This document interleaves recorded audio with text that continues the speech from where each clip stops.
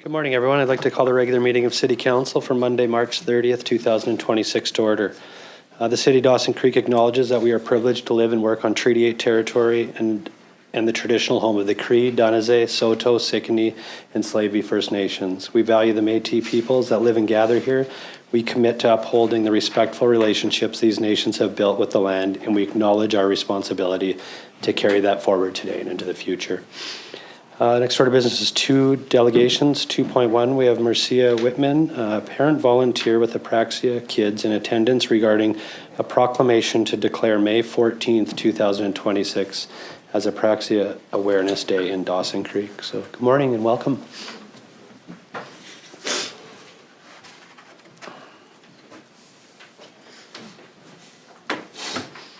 Yeah, you can stand right here, then I'll read this out. Everybody. Yeah.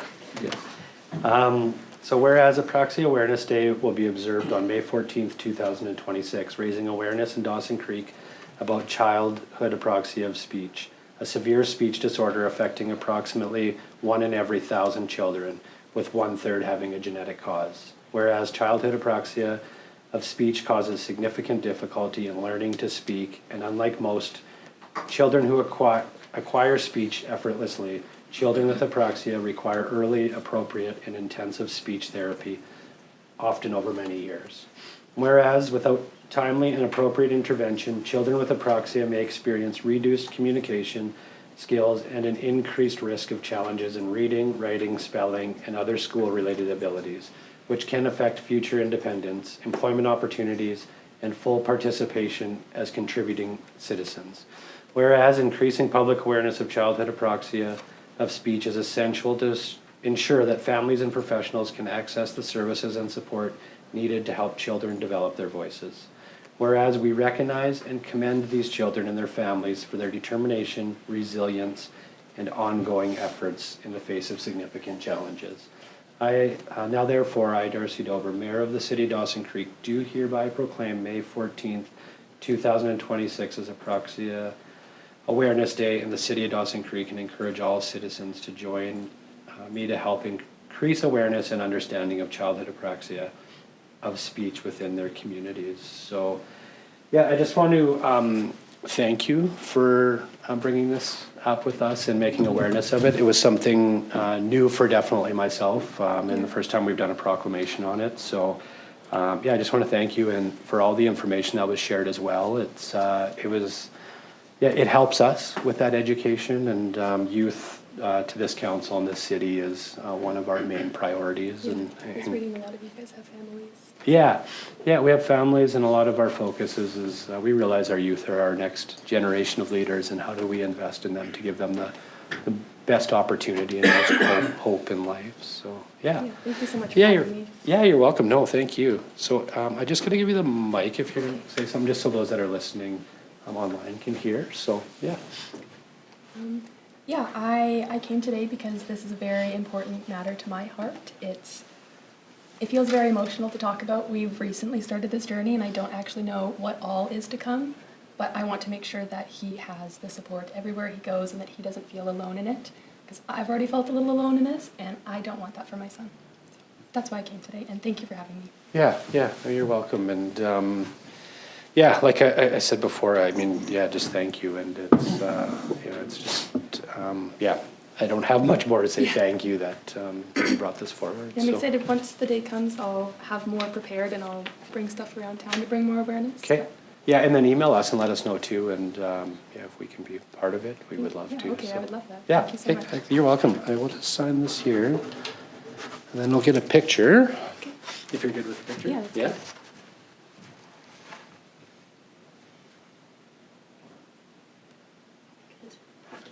Yeah, you're welcome. Yeah, thank you. How old's your son? He's 2 now. Oh, awesome. Got a long ways to go. Yeah, I'd love to meet him one day. Okay, So, yeah, he would love that. Yeah. Thank you so Perfect. much. Yeah, you're welcome. Enjoy your day.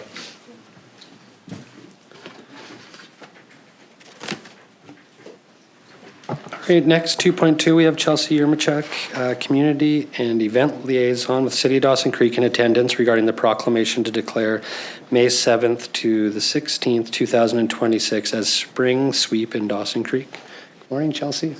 Good morning.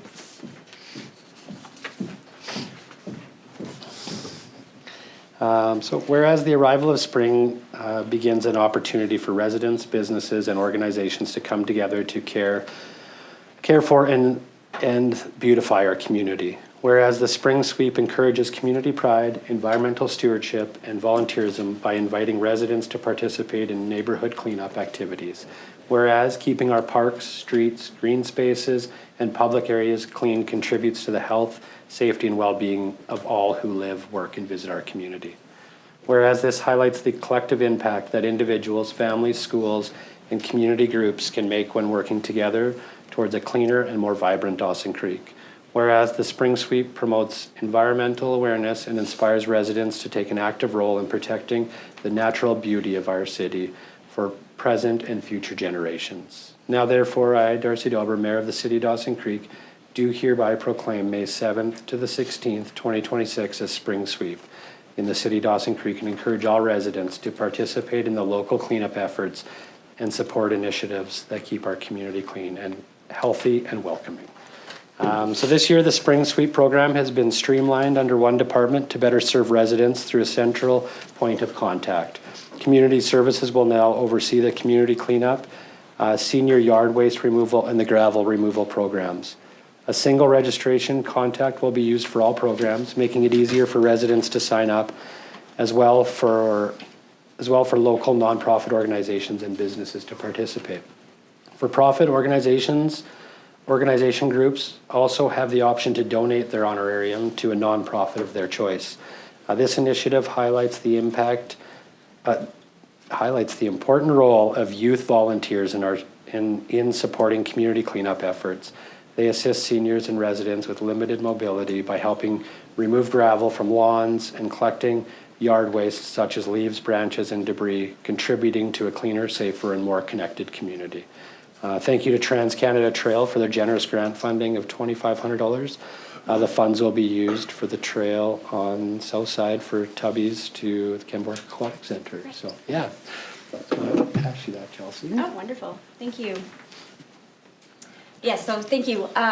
What we are doing with our senior cleanup, we're going to incorporate our youth.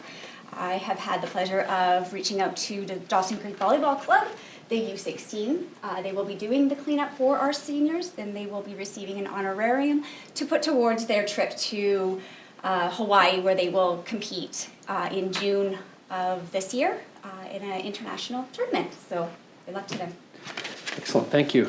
This is, since you're here, Chelsey, I just want to touch on, we've reflect a little bit over like the last, 3 years that we've been here and just the comments that I hear in the community as well that, and not that our city was in a negative way before, but there's been like a real positive feel around the beautification of our city and the cleanliness and just the whole morale and culture of our city. So I just wanted to take this opportunity to thank yourself and the team that contributes to making our city a better place. And I think this proclamation speaks to that a lot. So thank you. Just wanted to thank you.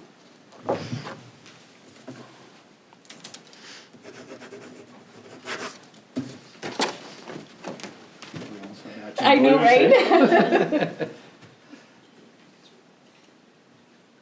Good. Perfect. Perfect. Thank you. Thank you so much. Yeah, you're welcome. Have a good one. Hey. Yeah, you too.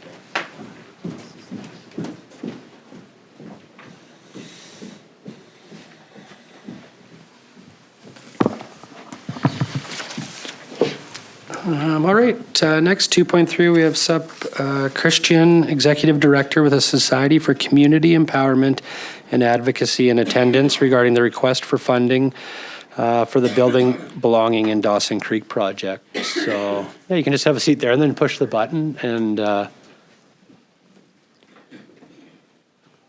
we'll turn the mic on. Yeah, so good morning and welcome, and also welcome to Dawson Creek. Thank you. It's nice to meet you this morning in Right. person. I know we met on the phone before, but welcome, and the floor is all yours. All right. So I want to talk about this project, which is a project we wanted to create in February as part of Black History Month, but because of I already sent a proposal to the council, we had to postpone it to sometime in April 25. And the reasoning for this project comes from how myself was received when I was about to come here.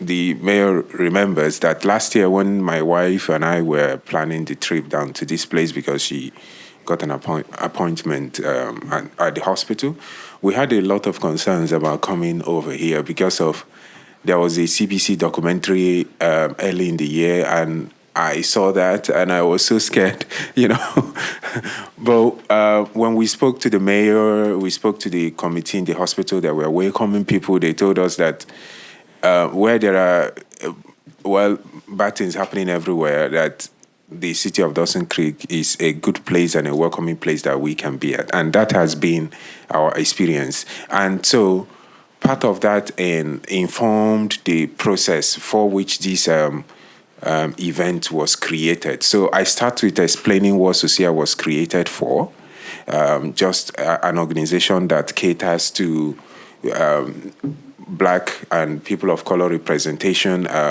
inclusive, legal, poverty law programs, advocacy, and things of that nature.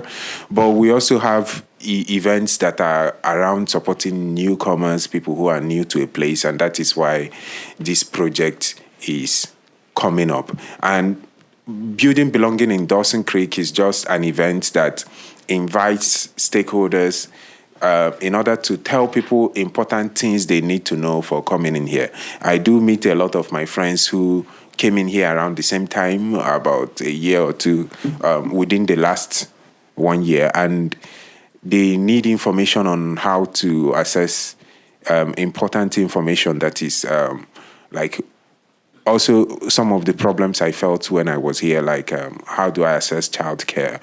Where do I go for things? What do I do when I come in here? If you are supporting a spouse who is working, how do you go to look for jobs yourself? Something as little as how can I even get a haircut is also part of what are important questions you answer when you are coming into a new place. And the place is really cold, so you really need to know people, or know where you're going. And so what we've planned here is that we're in conversation with many of the organizations that do the same thing, and we bring all of them together, and we also invite someone from the mayor's office that come to speak. That should be... Okay, these are examples of integration challenges I mentioned from my conversation with people that live here. And yes, connecting people. So this is where I am actually. So getting service provider presentations, getting people to speak, getting encouragement for people to know that they can build and thrive, and that the city is a place that has a future. Because I was just looking at the sign on the board just behind me, and it says Dawson Creek is a city with a future. And people need to see themselves as part of that future. And so this is why this event is important. This is a first in a series of things we've planned, and we're working with a number of community groups that are within the college right there, within pockets of communities, among organizations of people that are new here, that are in the hospital, and many of the places that attract a lot of people into this community. And so we are hoping that the impact that this project will have for Dawson Creek is that it will build a stronger sense of community for people, show people where things are, help to grow the city, and of course retain them, because if they see a future here, they can commit to living here and building here. And we are asking for partnership in the form of funding, or actually giving us the things that we want. For example, a venue to make the event happen, a place that has a phone, a public address system where people can sit at and just have community. That is basically what we're asking. So it cannot either be in the form of cash, where we actually go source those things for ourselves, or if those things already exist, we will just have access to them. And this is not the first time we are doing an event like this. We used to run this in Vancouver, where I used to be, and we do it in partnership with UBC. I'm a student in UBC. Okay, so we do this kind of thing. And so bringing it here, I believe, is a good step to building better community. And yeah, that's it. I believe that creating an environment of belonging is really good, and that it is important to build together with an emphasis on different people and the different stages of challenges that they face and why. And if it's possible for the city to provide any form of support, then we'll be glad to take it. So that's it. Thank you. Okay, you bet.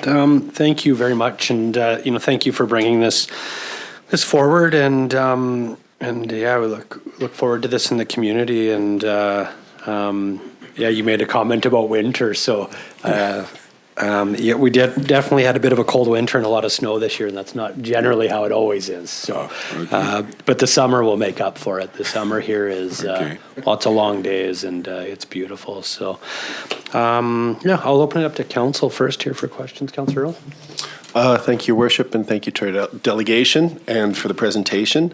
So I got a couple questions, and I appreciate you coming before us. Obviously, in recent years in particular, Dawson Creek has been, as you noted, a great beneficiary of immigration.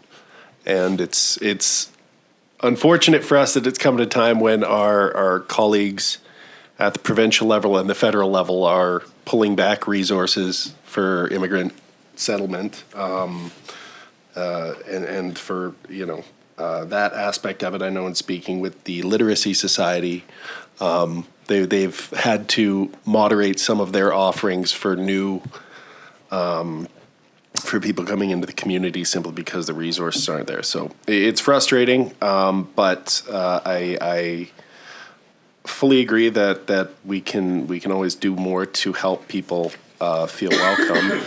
I guess a couple questions. You mentioned you've had to adjust the date. Yes. What do you have a new proposed date? Yes, that will be April 25. April 25th? Yes. Okay. And I guess because I know we've got it. One of the challenges in a community of our size is we have a number of nonprofits who all have their own little corner of service operations, and sometimes their offerings overlap, but not in a way that is necessarily complementary to what you're trying to do. And I just, because I know we've got things like, the community sign up where nonprofits can all come and kind of promote their services and we ourselves. So just trying to wrangle everything so that it's of value to the people who are coming is always a challenge, and I think it's a good initiative. I'm just wondering, above and beyond this specific event, what is your vision for any kind of ongoing? Do you want this to be an annual event? I know previously our local Chamber of Commerce, once upon a time, I believe, used to do what was called a welcome wagon program, which is new families coming into the region would get, a basket or a package of offerings with information speaking to some of the things you noted around employment, childcare. There'd be some coupons in there for new businesses for, I guess, people looking for a haircut and stuff like that. Do you have a broader vision for what you'd like to see this eventually become, or is it just kind of an initial first step you're looking at for the moment? Yeah, so one of the things I did when I came in was to look out for organizations that do this kind of work. There are a number of them, I don't want to mention them, but the problem was that they didn't have events at anytime close. And they all operated, as you mentioned, in different silos, offering different things. Mm-hmm. For example, some people could help you with employment, like we all know Work BC can do that. Mm-hmm. But again, they're also restricted to people who are permanent residents or citizens. Mm-hmm. And so if you're a temporary permit holder, they may not be able to support you. There are other organizations that do some other things. And so what I want to do is to bring them all together where they explain this, and we will be able to get a written document out of this so that we can, as you said, do this, like we've done this before, but we did it for students coming into UBC for the first time. And so that is the idea that we are basically replicating. And so we are hoping that when we have these people come together, we can have a little document, like a little beginner's map or something like that. And I do not know if there is an organization that provides hampers for people to come in. I do not know. But if that works, then if there is an organization like that, then it's a perfect people to work with to maybe put it in hampers so that when they come, they can see that. Yeah. And as to future plans around this project, I'm hoping that we can hold it quarterly because of, not quarterly now, but maybe 2 times in a year with an emphasis on different aspects of coming here in the sense of this is like a one-size-fits-all approach for now because this is our first step. But when we do this, we will be able to get feelers of where people actually need help on. I do know for sure that a lot of people need help on childcare. Yeah. I do know that for sure. But I may be listening to different other pain points when people come for this program and tell me from the feedback that we get that this is what they are looking for, and then we can focus on that for later offerings. We do have ideas of, Socia does these monthly events where we address 1 or 2 issues, but it's online. But this is bringing that idea in person. And so, yes, when we do this event, it's going to frame how we will do it again going forwards. Kind of. Okay, thank you. Thanks, Councillor Earl. Councillor Apollonio. Hi, Sopuruchi. Welcome. Thank you for coming over. And I think obviously, you know that. Sorry for the voice.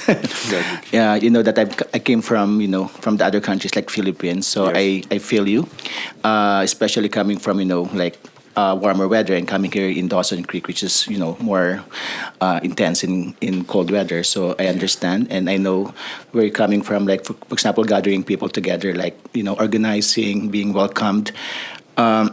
I also had the Filipino community in Dawson Creek, which is now 15 years. Of course, every first step is like a struggle. I understand. So if you need help from us or even in the city, for sure we will be extending our help. Right.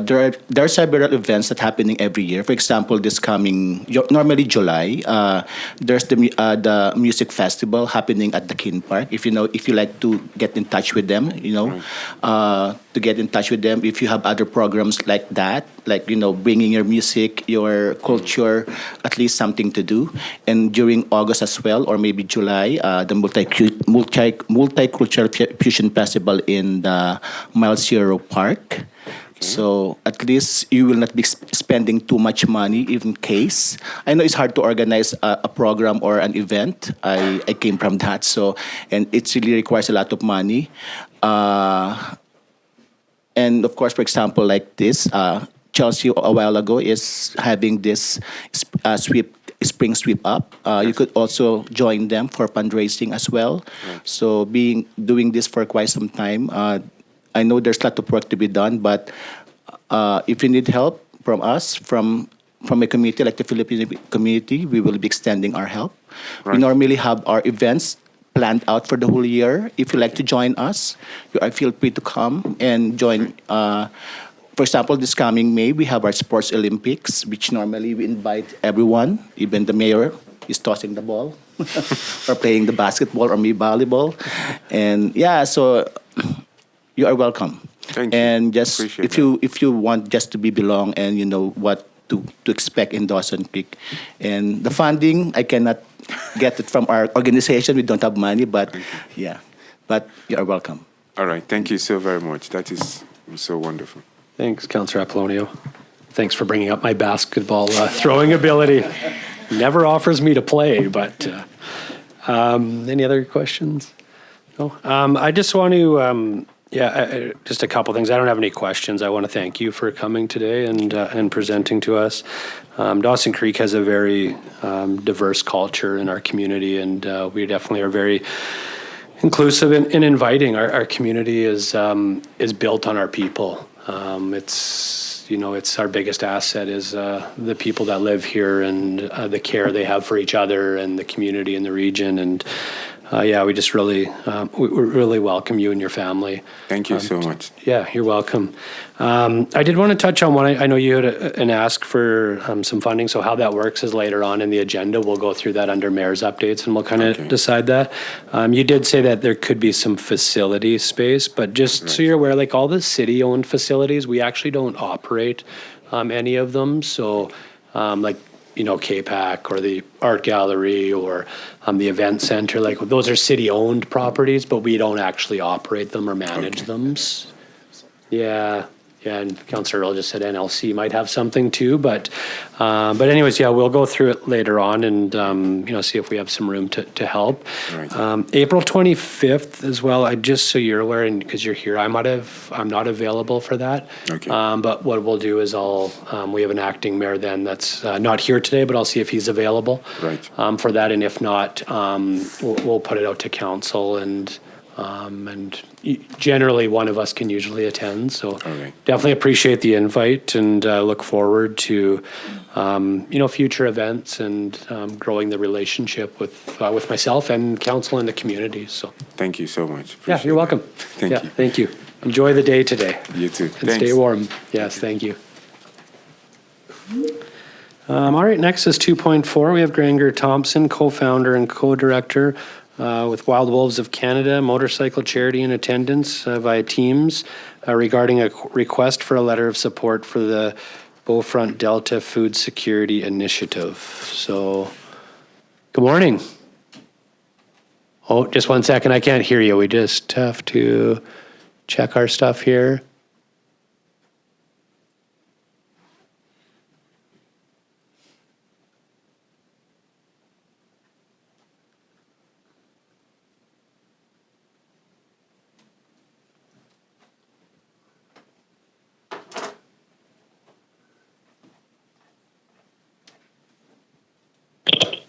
Oh, I heard something click. Can you hear me?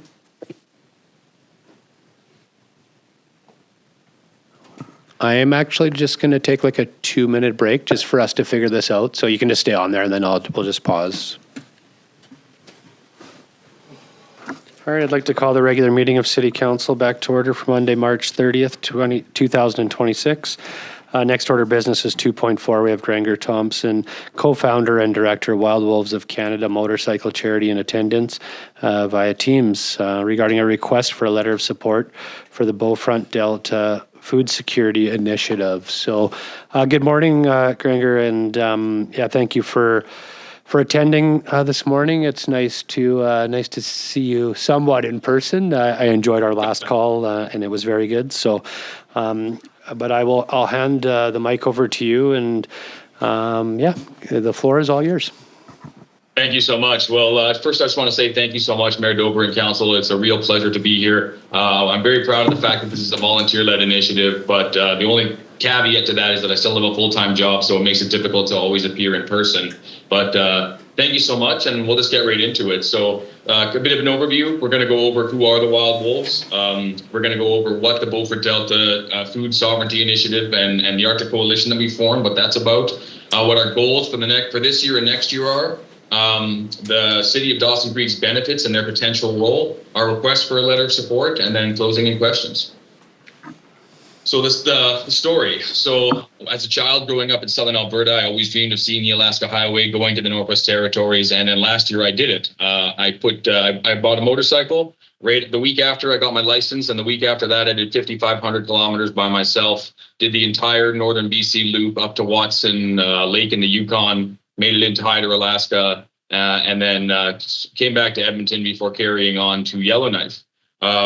While I was there, going through these areas up in the north, I witnessed just unimaginable beauty. I saw traditional individuals, mostly Indigenous, living traditional ways of lives, and they shared so much about their community, their strength, their resiliency, their stewardship, and it was absolutely incredible. But right beside that was the heartbreaking realities of extreme food insecurity. I'm talking $20 for a jug of milk. I'm talking $15 for a humble loaf of bread and $13 for 12 eggs. And it really broke me. It broke me to see people, trying to carve out a life, struggling so much with these impossible to afford food prices. And so it really inspired a purpose within me to give back. And I just wanted to give back from the same saddle that gave me so much. So that's where it all started. Once I kind of had the ambition, and I had all of a sudden this dream of, okay, I want to support where I'm invited, and I want to approach communities and where I'm welcomed, and I'm allowed to, with their permission and under their full self-determined authority to operate. I want to. So that's when we got organized. And on September 19th, 2025, we federally incorporated as a non-for-profit organization based out of Edmonton. And we immediately applied for our charitable status, which is pending and should be arriving later this year. This is a volunteer-led initiative, and it's all about community-driven. So we don't operate anywhere that we're not welcomed and invited to do so, and we operate under the full authority of the Indigenous nations and the remote communities that we aim to support. And everything that's done is approached with maximum humility and respect for that authority. I would like to just change my screen now and share with you guys the vision and the mission statements that I've supplied for our program. So I'll start with the vision statement. So Wild Wolves of Canada Motorcycle Charity Vision Statement: a world where every child is fed, every household supported, and every community strengthened through community-led systems of care, resilience, and shared responsibility. This is something that we hold very dearly, and it's something that we strive to do every single day. Now I'm going to share with you our mission statement. Here. Our mission statement is: we work alongside remote communities to strengthen food security today while supporting the foundations for lasting community-led systems of care and resilience. I'm going to go back to the PowerPoint now. Here, let me just, there we go. So this is born of lived experience. I traveled to the north. I spent a lot of time in the Northwest Territories, spent time in the Yukon, spent time in Northern BC, and I saw, like I said, the devastating food insecurity that existed in many of these northern communities. So I decided that I had to give back. So the mission is that we're trying to support the 8 communities currently. That's where we're starting, in the Beaufort Delta of the Northwest Territories. So if you're wondering where that is, when you travel up the Alaska Highway and you make it all the way to Dawson City in the Yukon, after you break off from the Alaska Highway and you actually jump on an alternative highway to get up to Dawson City from close to Whitehorse, then you carry on 1,000 kilometers up the Dempster Highway of shale, of rock, and of dirt, and you find yourself up to Tuktoyaktuk. Tuktoyaktuk's right along the Arctic Ocean. So the 8 communities that we're aiming to support are Sigitchik, Fort McPherson, Aklavik, Inuvik, Tuktoyaktuk, Paulatuk, Sax Harbor, and Uluhaktuk. There's approximately 7,000 individuals living amongst these 8 communities, predominantly Inuvialuit and Gwich'in individuals from those nations, about 76% Indigenous as a whole. And the current initiatives that are operating up there, while fabulous and very meaningful, they're only meeting about 50% of the demand. So our thinking is that we want to be able to provide short-term relief while continuing long-term development of community-led sovereignty systems. So we teamed up with a number of grocery stores and things here in the Edmonton area, and we've been generating meaningful amounts of non-perishables that we're hoping to send when we do a ride this year that I'll get to Dawson City in the Yukon. And then what we talk about food sovereignty systems, we're talking about Arctic greenhouses that are community determined, community owned, community governed, and community led. Arctic greenhouses that would be able to be fully operational year round and supplying large amounts of produce for everybody in that community, with a goal of creating abundance, with a long-term hope of creating regional economy to supply the many individuals who currently do not have any kind of formal employment with opportunities to make employment from traditional jobs. That also includes the bottom picture, which is meat processing plants. So we're currently the only community in the Beaufort that has a meat processing plant is Inuvik. And for example, if 4 muskox are shot in Sax Harbor, that equates to about 1,000 pounds of usable food. For that 1,000 pounds to be shipped from Sax Harbor to Inuvik one direction is about $14,000. By the time that meat is processed and returned back to Sax Harbor, it's about $35,000 or about $35 a pound. It's just, it doesn't make sense, and it's preventing real food sovereignty in these communities. So I've been dealing directly with the leadership of the Inuvialuit as well as with the Gwich'in And we're in discussions now to develop these systems. We've already identified an Indigenous entrepreneur out of Winnipeg who's able to provide them. And now we're securing funding to do that. And the great thing is that this is all community-based and led. And we come to the communities, we discuss options. They identify the issues and tell us what they would like to do. And then we just secure the funding to supply their own based solutions that they come up with. So our 2026 commitment is we'd like to deliver 11,000 pounds of food when we ride north to Dawson City. The 11,000 pounds would be distributed across all 8 communities, and this would get us credibility with the communities. It would show that we're there to support and that we want to help. So currently, we're in active dialogue with both the Inuvialuit and the Gwich'in nations to be able to make that happen. And it was non-negotiable for us that we didn't want to come to these communities without a formal invitation from them themselves. So beyond that, we've been in active dialogue with a number of organizations, and we're currently trying to build an Arctic coalition. We have the foundations of it already set, and we have another meeting tomorrow where we've added additional organizations. Currently, we're sitting with 9 different organizations, which includes Federal Food Banks Canada, True North Aid, Promise for the North, the Can Mandan Foundation, GP2U, Polaris Pantry, and others. And collectively, those organizations are supporting over 400 communities in Northern Canada, from coast to coast and to the highest stretches of Nunavut to the community of Grise Fiord on Ellesmere Island. The supports that are being provided are everything from baby formula to diapers to school supplies to infrastructure, things like houses, meat processing plants, Arctic greenhouses, etc. Our goal is to have all of these individual organizations that are largely operating independently like fingers to operate together as a whole hand to be able to make meaningful impact where invited by the communities to do so. So our commitments are to continue to build that coalition, to continue to have these ongoing discussions with the nations themselves and identify community-based, community-led solutions. And then we also want to do our big motorcycle ride from here to Dawson City in the Yukon, with the goal of stopping in every community along the way, like Dawson Creek as well, to be able to sit down with the mayors and councils that we've hopefully already garnered letters of support from to expand on the relationship and deepen the trust. In 2027, that commitment goes even further, and our goal is to send 100 riders on a great north ride from Edmonton to Tuktoyaktuk. To do that, we've teamed up with pretty much the entire motorcycle community of Alberta. And we actually just got an invitation to go down to Sturgis in South Dakota later this summer, which is the biggest motorcycle rally in the world. That's 1 million motorcycles. They've agreed to put us on the U.S. national news. And they want us to try and encourage riders from the South to come join us, some of our American cousins to come join us. So the initial goal was to send 100 riders to Tuktoyaktuk.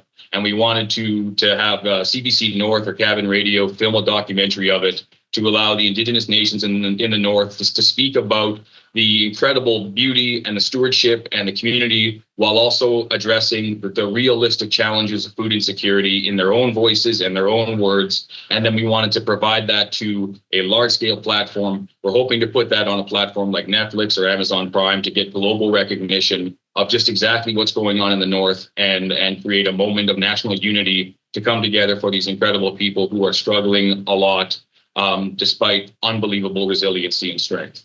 So that's our 2027 commitment. The reason that this is important to Dawson Creek is that it's a strategic northern gateway. Grainger, sorry, can you hear me? Yes. Just not to cut you off, but we do allow 10 minutes for delegations, and we're just past that. So if you could just take like a couple minutes just to wrap up, because I want to ensure that council has time for questions. So no problem. Sorry about that. No, that's all right. So Dawson Creek is a strategic northern access point. It's mile 0 of the Alaska Highway. We feel like it is an absolutely essential place for us to be able to gather together, and it's a really historically very important geographical location. The benefits would be that we would highlight Dawson Creek as a champion of northern food security, and we would position the city as members who are helping to unify the country in support of Indigenous nations and remote communities in the North. Our request isn't for anything regarding funding. We purely want a letter of support, and we're hoping for ongoing collaboration and continued discussions with the city itself. We want to use our motorcycles as symbols of freedom, solidarity, and hope. We want to unite Canada for all these individuals living in the north struggling with food insecurity, and we feel like Dawson Creek can play a very meaningful role in that process. Thank you, and do you have any questions? Excellent. Thank you very much for the presentation. I'll open it up to council if there's any questions. It's pretty fluent, pretty thorough. Yeah. I don't think there's any questions. I mean, I want to thank you, one, for sharing your experience and the presentation today. I know, you shared your experience with myself in much detail, and you did here as well today. So it's, it's just really nice to see what you're doing and giving back to for something bigger, right? So it definitely is inspiring, and I definitely look forward to, if it works out, meeting you in person when you're here this year and or next year. But we just we wish you the best of all of this, and really just want to thank you. I think it's such an important thing in life to find what your gift is, and then to be able to give it back. So it's clear that you have a passion for that, and for that I'm just grateful and thank you. Thank you very much, Mayor Dober and Council. I really appreciate your time. Yeah, no, anytime. And later on in council under mayor's updates, we'll go through all the delegations, and then we'll make the requests from there, and then we'll let you know, and then just keep in contact when you're planning to be up this way, and if it works out to meet up, and it'll be great. That'd be terrific. I have a meeting with Mayor Hansen of Fort St. John in a few weeks, and maybe we have an opportunity then. It'd be great. Yeah, excellent. Thank you very much, and enjoy your day. You as well. Thank you. Have a great day. You too. Thanks. Bye-bye. All right. Next order of business 3, the 2026 strategic priority charts. I don't think there's any updates there. Anything from council? No. All right. Next late item. No late items. Next 5, new councillor business. Councillor Earl.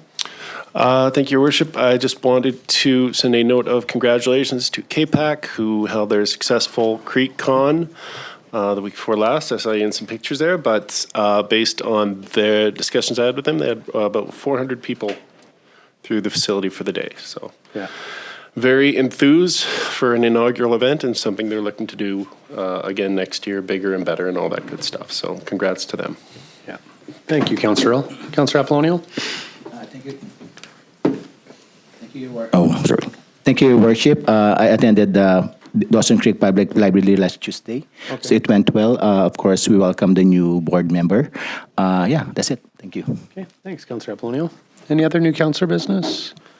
No. All right, next, 6, adoption of minutes. 6.1, minutes of the regular meeting of council held on March 9th, 2026 for adoption. Councillor Sudnick, second, Councillor Apollonial. I'll call that to vote.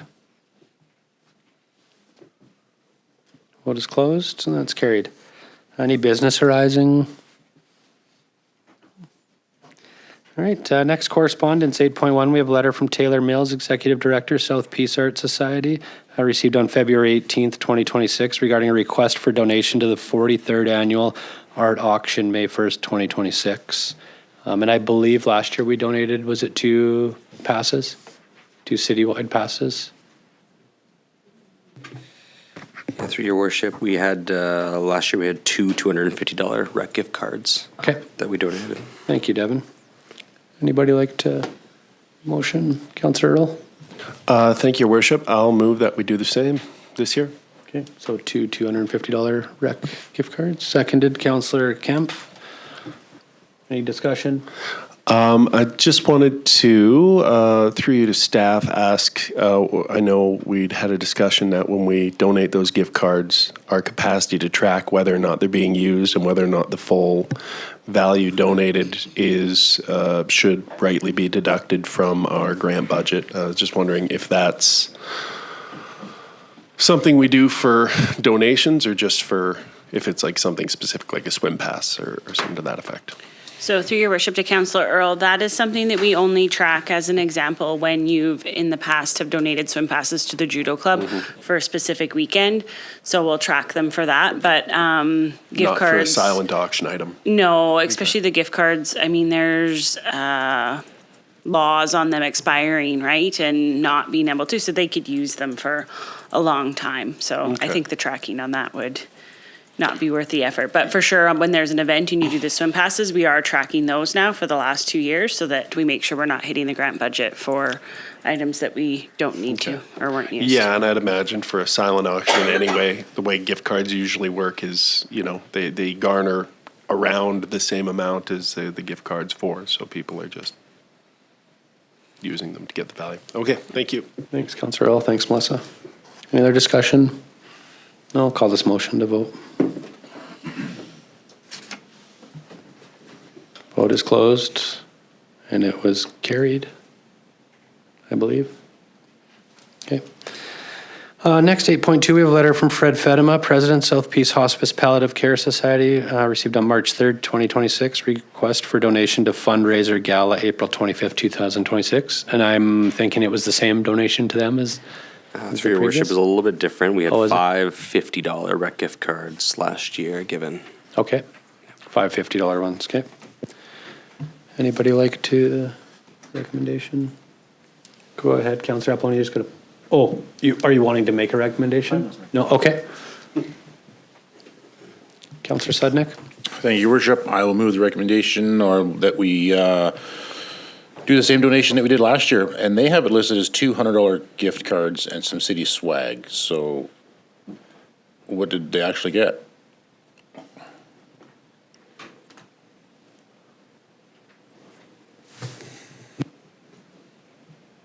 I'm just gonna hold that motion until Melissa speaks, and then we can make one. Through your worship to Councillor Sudnick. Sorry, I was clarifying amounts. Devin, do you mind repeating the question? They have listed in there here that last year's donation was 2 $100 rack of gift cards and some city swag, and Devin had it listed at 5 $50 cards.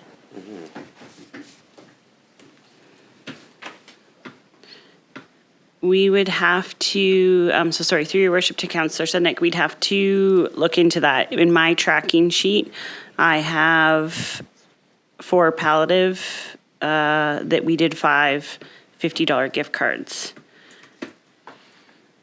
Okay, thank you. I'll So we trust your can tracking. confirm. So did you want to make the motion that we just do up to $250 and? Yeah, we'll do Gift 5. cards? Yeah, I'll trust Melissa's tracking, and I'll just make the recommendation that we just donate 5 $50 gift cards. Okay, thank you, Councillor Sudnick. Second, Councillor Earl. Any discussion? No, I'll call this motion to vote.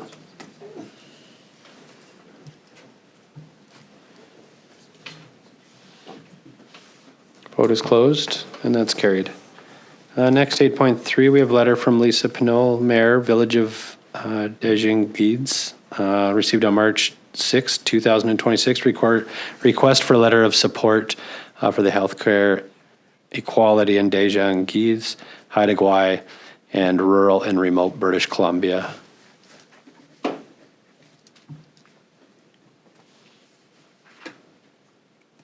Councillor Earl? Just, I guess, before I make a motion, I note in this agenda, and so as oftentimes happens around this time of year, we get a number of requests to put our name on a piece of paper alongside other communities. And it seems like, I don't want to see, I guess the word redundancy is the word I'd use, is a lot of them are focusing around, you know, healthcare parity. I know we've got some coming from the village of Puskupi that speak to the province's engagement with Indigenous communities and how they communicate with municipalities around that. And I do think at the last council meeting or the one before that, we, endorsed a very similar kind of policy framework. So I'm not sure if, and I guess it just trying to be mindful of how we're spending our staff's time, which isn't free. And is there a better way to go about this where we're not rehashing the same conversation over and over again at multiple council meetings? when it comes to, whether it's a UBCM policy or just a general advocacy thing, because I feel like at a certain point, there's 2 or 3 key general directions we're endorsing, but there's, half a dozen different policies we're being asked to endorse from a bunch of different communities. And I don't know if it's, the best use of staff time or council time to be doing it like this. And sorry, not that I'm opposed to parity in rural healthcare. I think that's a wonderful thing, but I also think it's probably the 20th time we've had some version of this conversation. Yeah, I don't know what that answer is. I mean, we have the ability to receive stuff for information, so we have that knowledge when we're at these events. The other thing is this one was brought to us because we've sent one to NCLGA. Okay. That was noticed by them. So this is very similar to the resolution that we're moving forward at NCLGA. So we're inviting it upon ourselves by engaging in the first place, is what you're telling me. I didn't say that. Okay. Okay, yeah, that was just food for thought.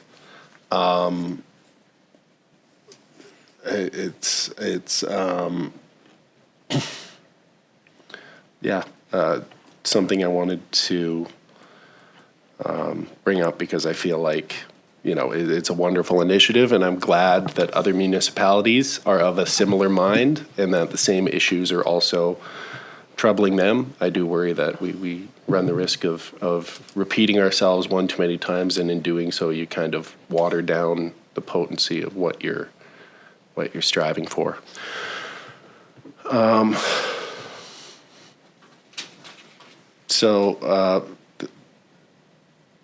They're looking for a letter of support and to circulate it with other communities.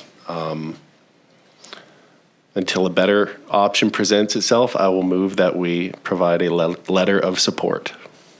Thanks, Councillor. I'll second. Councillor Sednick, discussion. No, I'll call this motion to vote.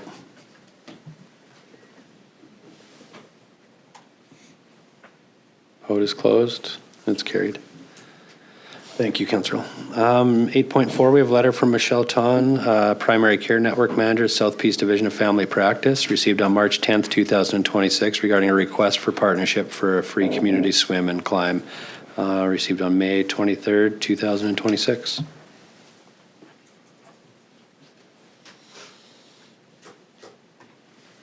So this is something new they're doing this year at the event center. They did host this last year actually as well at the college, and it was well attended. So this is just something new they're looking for, and the request first has come to us, and they wanted to see where that is at, and then they'll look out. From there we'll determine for sponsorship and where they go from there. So I guess, Melissa, do you know what our grant budget's at? Keeping in mind that we just donated, I guess, $750 today.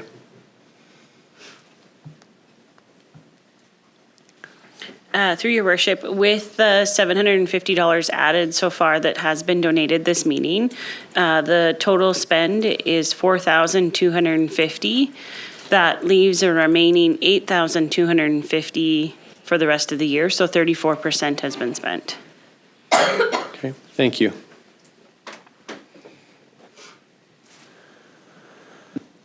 Anybody?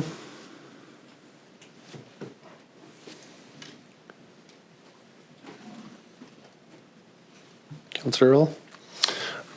Thank you, Your Worship. So I think this is great, and from my understanding, they're looking to host the event in tandem with the health expo they're hosting, and this would be kind of for the families of the participants.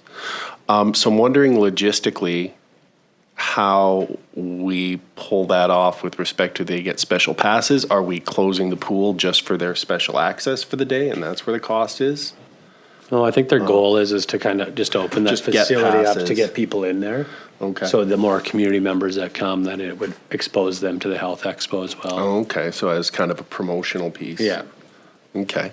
I mean, I think it's a very worthwhile endeavor. I don't know if using up 40% of what remains of our annual grant budget is ideal. I'm wondering a portion of, and if there is an opportunity to reach out to people for sponsorship as, and I'm not sure, I don't want to speak on behalf of the Health Expo because I'm not sure what assets they themselves have to go out and get sponsorship, but. I think they have the ability to do that. They just wanted to start here. So from my understanding, that's what the plan is to start here and then go from there, so.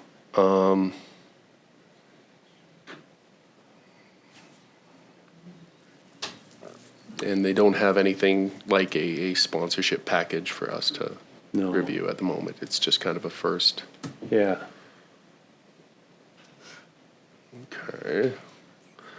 I guess I would then, I see the, thank you to staff for highlighting that. I'd move maybe a $750 sponsorship, the event. It's about a quarter of the cost for the day. Thanks, Councillor Earl. Second, Councillor Kemp. Any discussion? No? Thanks, Councillor Earl. I'll call this motion to vote.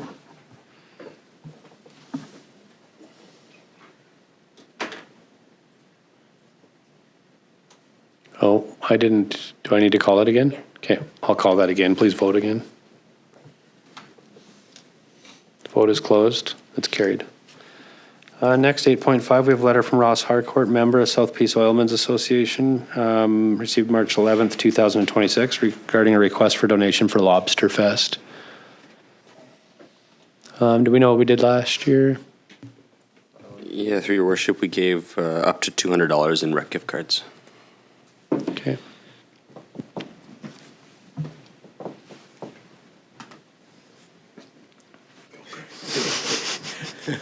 Councillor Apollonio? I made the recommendation that we made $200 for the Lobsterfest for the South Peace Oilmen Association. $200, you said? Okay. Second, Councillor Sudnick. Any discussion? No, I'll call that motion to vote. Thanks, Councillor Apollonio.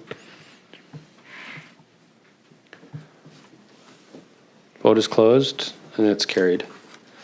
Next, 8.6, we have email from Duncan Melkinson, Chief Administrative Officer of the Village of Pouskoupi, received on March 13th, 2026, regarding a request for support and or co-sponsorship of the 2026 NCLGA resolutions.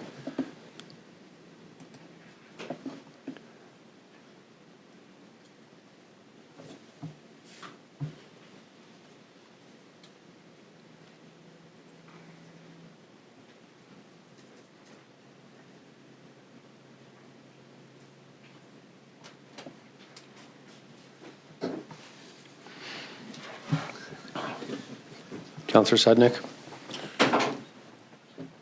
Thank you, Worship. I will move that we offer our letter of support. Yeah, thanks, Councillor Sudnick. Second, Councillor Earl. Discussion. Did you have anything to add to it, Councillor Sudnick? No. Councillor Earl?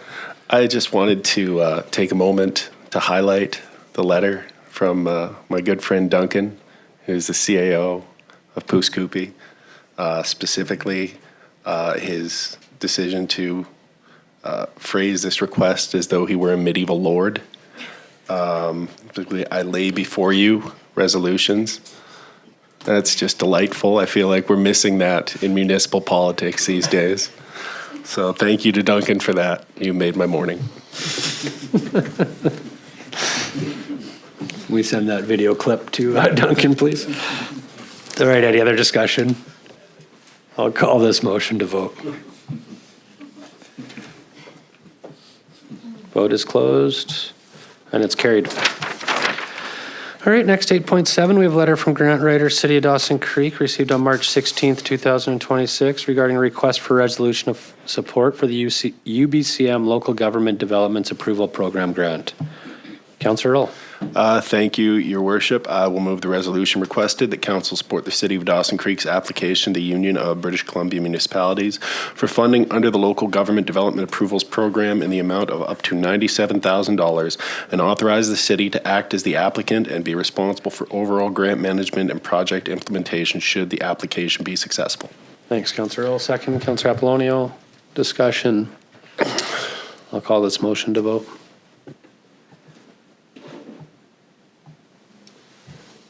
Vote is closed. It's carried. Next, 8.8, we have a letter from Chelsey Modishaw, Tourism, Emergency and Climate Readiness Manager with the City of Dawson Creek, received on March 16th, 2026. A request for resolution of support application to Growing Canada's Community Canopies, GCCC, Urban Forestry Plans and Studies Program. Councillor Kemp. Thank you, Your Worship. I'll move the recommendation that the City of Dawson Creek supports the submission of a funding application in the sum of $125,900 to the Federation of Canadian Municipalities Growing Canada's Community Canopies Urban Forestry Plans and Studies Program for the preparation of a Dawson Creek urban forest strategy. Further, that staff be authorized to proceed with the application. Thank you, Councillor Kemp. Second, Councillor Earl. Discussion. I'll call this motion to vote. Vote is closed. It's carried. Next, 8.9, we have a letter from Mike McLean, Deputy Corporate Officer with the Peace River Regional District, received on March 23rd, 2026, regarding regional parks conversion and service establishment. And this is really just, I can speak a bit to it, just put forward to modernize the bylaw for Parks Regional District. So, Councillor Sudnick. Thank you, Your Worship. I'll move that the City of Dawson Creek consents to the adoption of the Regional Parks Conversion and Service Establishment Bylaw number 2601-2026. Thanks, Councillor Sudnick. Second, Councillor Apollonio. Discussion. I'll call this motion to vote. Vote is closed and it's carried. Next, 8.10, email from Brian Boreski, owner, McDonald's Restaurant, Dawson Creek, received on March 24th, 2026, regarding a request for advocacy on temporary foreign worker program changes. So we've reached back out to Brian because this was addressed to myself, but I do have a meeting with him coming up this month, or April, actually, not this month, but in the next short while. So, yeah, I will, Councillor Earl. Thank you, Your Worship. I guess if this is something we've already taken action on, and I know, well, if you've spoken with him and we're having a meeting, is it appropriate to receive for information, or do we need some other direction, given that we are going to do some follow-up? I'd be willing to make a motion. Okay. Okay, I'll make a motion that we send our support for this, to opt into this program, to Premier Eby and CC the federal minister, as well CC all local municipalities in our region and our MLA. Second, Councillor Kemp. Any discussion? No. All right, I'll call this motion to vote. Vote is closed and it's carried. 8.11, email from Byron Stewart, Recruitment and Retention Ambassador with Northern Health, received on March 25th, 2026, regarding adventures in healthcare, April 14th to 16th, 2026, a request for the City of Dawson Creek.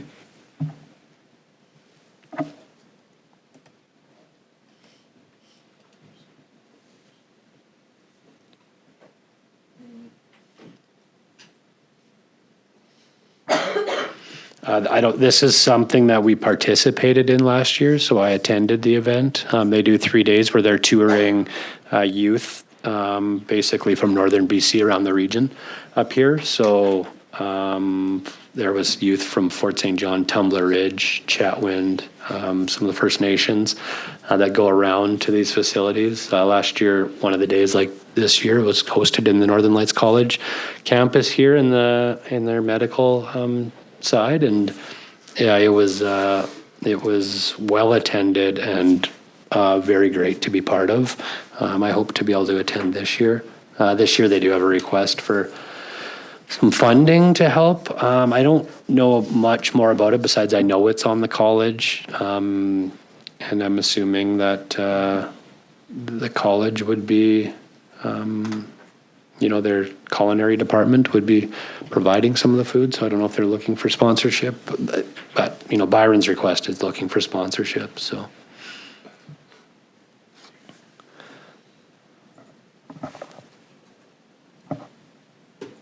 Councillor Sudnick? Thank you, Your Worship. Just a question. So I don't remember this event from last year. We just participated in it. We didn't fund it, sponsor it, do anything with it. You just showed up for that one? Yeah, showed up and I was invited and they toured around. So when their time was in Dawson Creek, it worked out that I was able to attend. So I went and met with them at the college and I didn't have lunch with them. I just visited with all the students and the faculty at Northern Lights College and Northern Health. I'm just wondering if we should maybe follow up and see if the college is providing any of that to them, or what really they're asking for here besides $600. Yeah. Yeah. I'll just receive information. Sure. Thanks, Councillor Sudnick. Second, Councillor Earl. Any discussion? I'll call this motion to vote. Vote is closed and it's carried. All right, reports 9.1, we have report number 26-021 from the corporate officer regarding Mel's U-Drive Airport Terminal Building Vehicle Rental Concession Lease Agreement. Councillor Sudnick. I will move the recommendation on report number 26-021 from the corporate officer regarding Mel's U-Drive 1978 Limited Airport Terminal Building Vehicle Rental Concession Lease Agreement be received. Further, that the lease agreement be approved for a term beginning April 1st, 2026 and ending March 30th, 2027 with the option to renew for an additional 4 one-year terms on the same terms and conditions with a lease payment of $212.24 per month or 10% of gross revenue per month, whichever is greater, plus parking fees of $31.30 per month per allocated rental vehicle space, with both amounts subject to annual CPI increases in accordance with the agreement. Thank you, Councillor Sudnick. Second, Councillor Earl. Discussion, Councillor Earl. Thank you to staff for pursuing these matters. In particular, I know the last few years for patrons of and tenants of the airport, it's been fairly up and down between COVID and the flights and stuff like that. So finding a way forward to keep tenants at the airport while we are always striving for more traffic through there is very much appreciated. Thanks, Councillor Earl. Any other discussion? No. We'll call this motion to vote.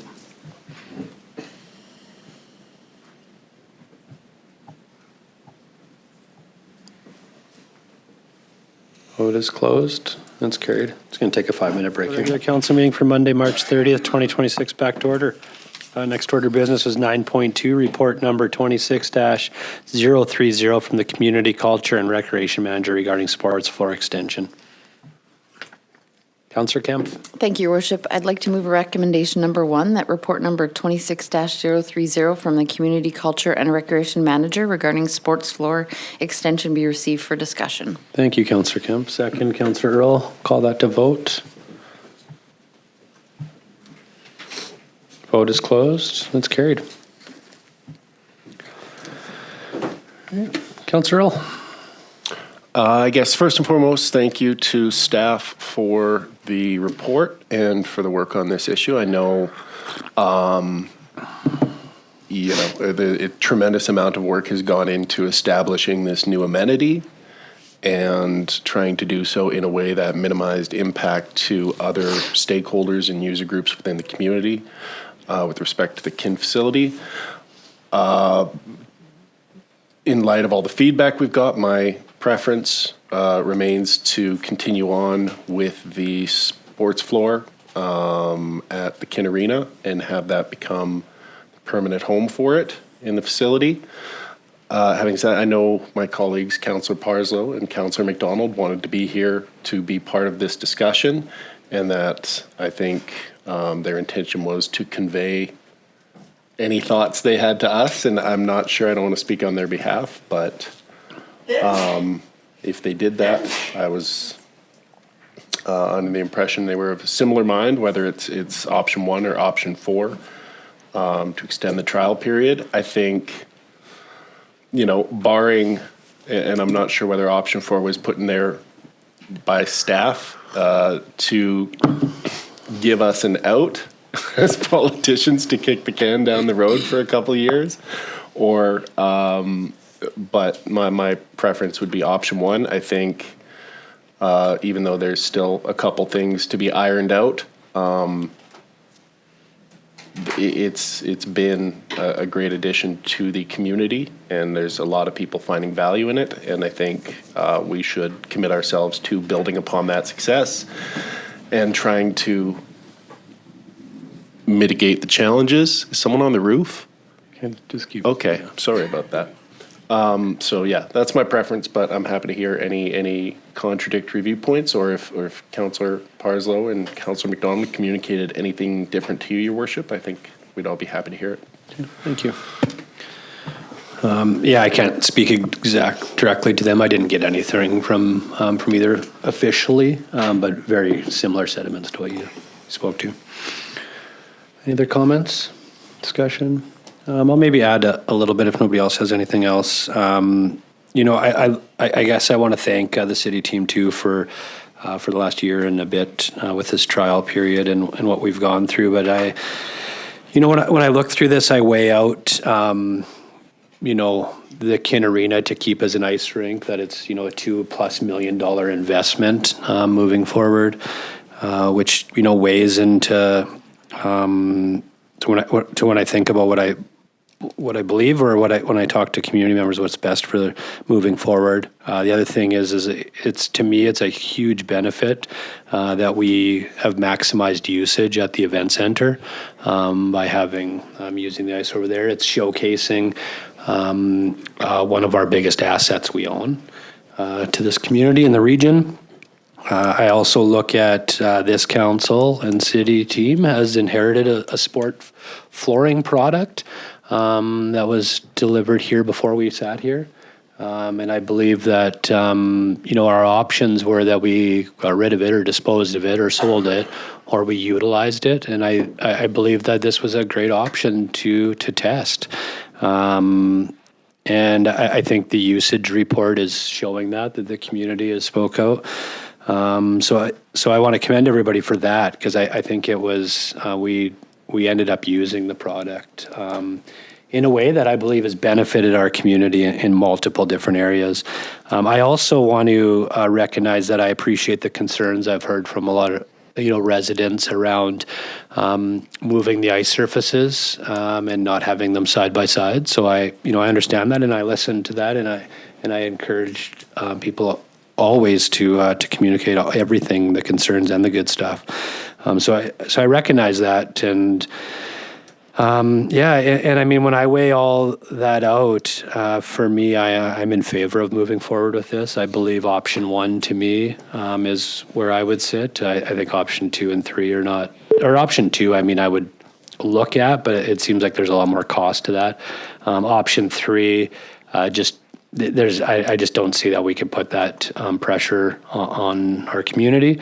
And option 4, I just don't believe for myself in just extending the trial period. I think we are at the point, I believe we are at the point that we've had the trial period and we've got enough information. So I think we either go forward or not, but that's just where I'm at. And I just want to thank this council, the city team, and also the residents of the community that have shared, some concerns that I heard, but also the usage and the positive, because it's the positive is outweighed. So thank you. Councillor Sednick. Thank you, Your Worship. I agree with everything that's been said so far. I appreciate the work that has been put into this sports flooring. So I'll just skip right to it and make a recommendation.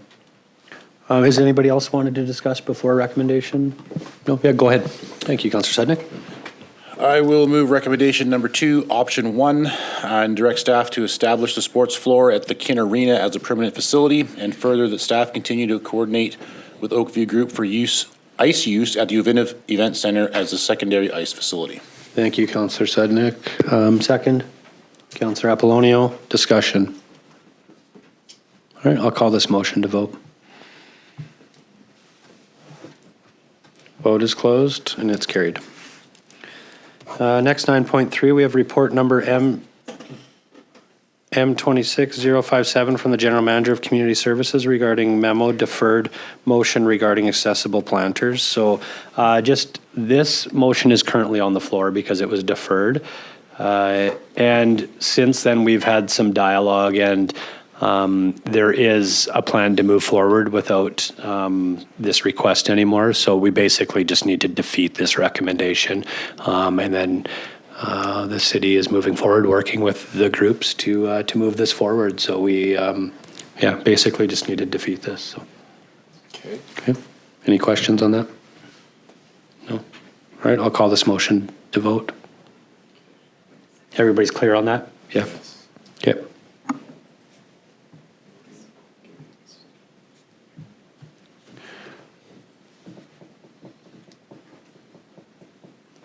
Vote is closed, and it's defeated. Councillor? I hit the wrong button. Okay. Do you want me to recall that, or can I just change that? Yeah, you can. What would you prefer? Okay, I'll recall the vote. Someone messed it. It's all well. Council demerit. The vote is closed, and it's defeated, so all 5 were opposed. Thank you. And then there's no further action? No further action, no. There is, I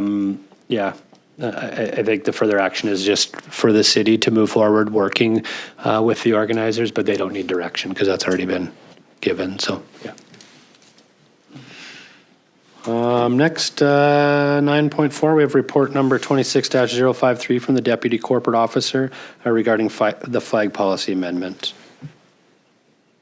Councillor Earl. I'm so happy Parslo's not here for this. I hope he's enjoying that vacation. I'll move the recommendation that report number 26-053 from the Deputy Corporate Officer regarding flag policy amendment be received. Further, the council approve amendments to the flag policy to define and identify the official flag of the city of Dawson Creek, including its approved design and colors, and to clarify the language respecting council's consideration of flag requests. And further, that following the successful completion of the required 30-day review period, the amended flag policy replaced the existing flag policy. Thank you, Councillor Earl. Second, Councillor Sednick. Discussion. I'll call this motion to vote. Vote is closed, and it's carried. Next 10 bylaws, 10.1 report number 26-039 from the Chief Financial Officer regarding 2026-2030 financial plan bylaw number 4627-2026 for consideration of first 3 readings.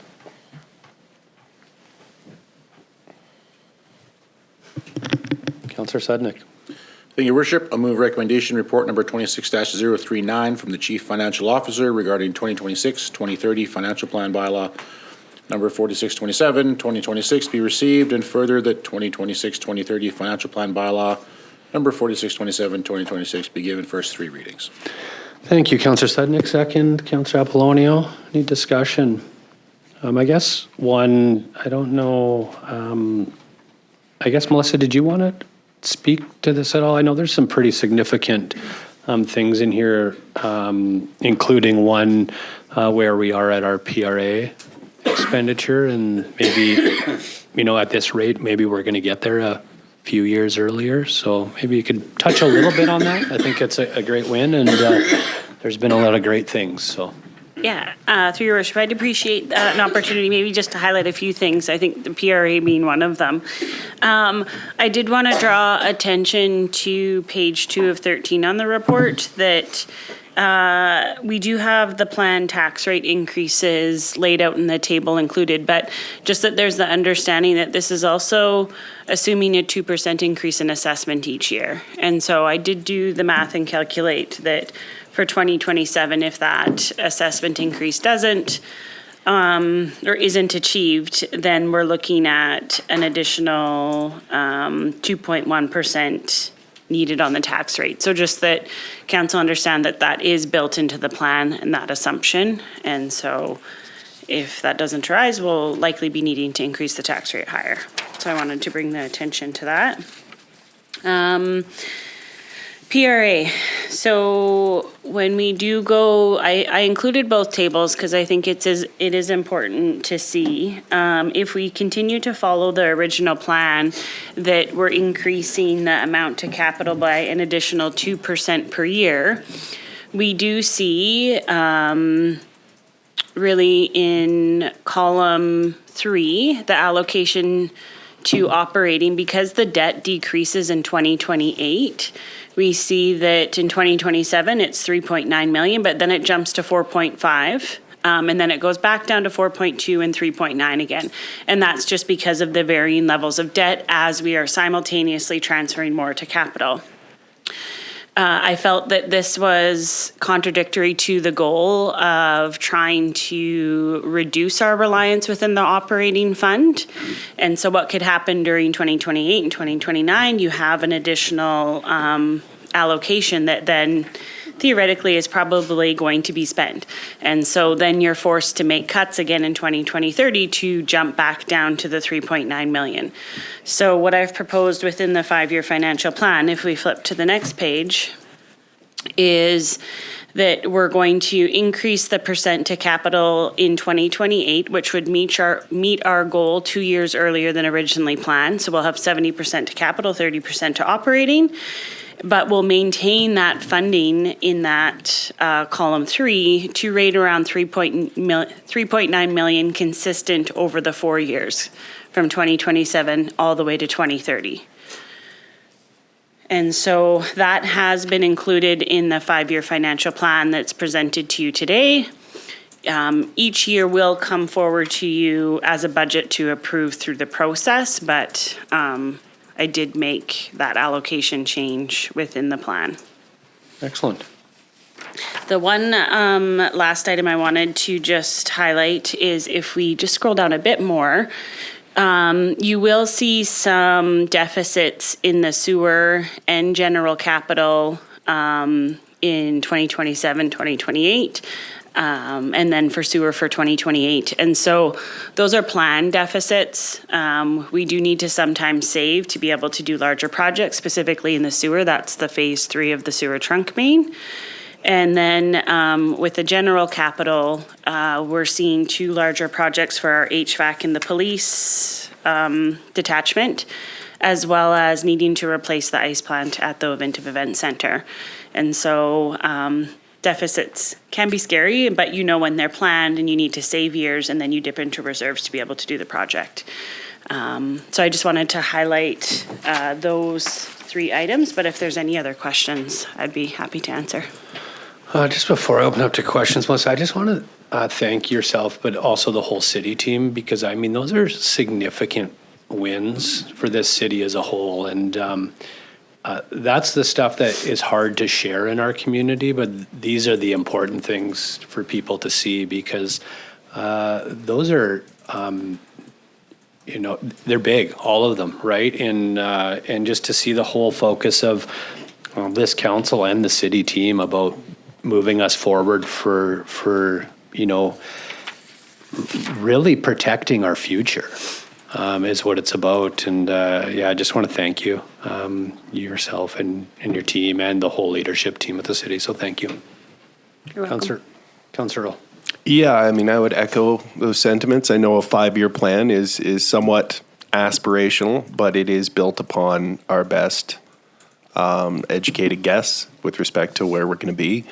When I came into office in 2018, I think the amount of fair share or Peace River Agreement money available for capital that wasn't going into operations was like $2.3 million-ish dollars. And at the time, it was anticipated if we didn't make any changes in the form of reductions or tax increases, that amount would be wholly subsumed by operational costs within about 5 years. So to see where we've come, and it has been tremendously difficult, reducing services, increasing taxes is always a really unpleasant thing to do, especially in cases where people are trying to make ends meet in their personal life.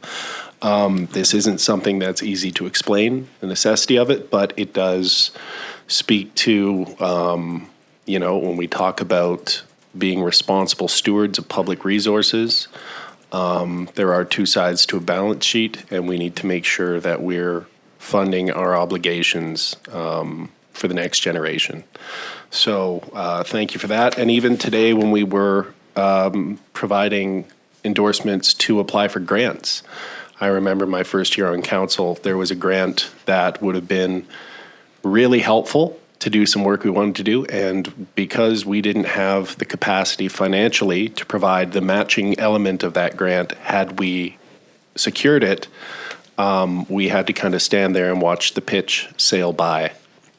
So that was, costing us more money over the long term because of where we were at the time. So, thank you to staff for coming along with us and for putting up with our sometimes contradictory wishes and all of the ups and downs that have come along with that. But to see that, the next generation of elected officials isn't going to have to hear the word fiscal gap is I think really fulfilling in a sense. So thank you all. Thanks, Councillor. Any other discussion? Councillor Apollonio? Thank you, Your Worship. Just echoing that, just thank you for the city staff for really working hard for us and for the city.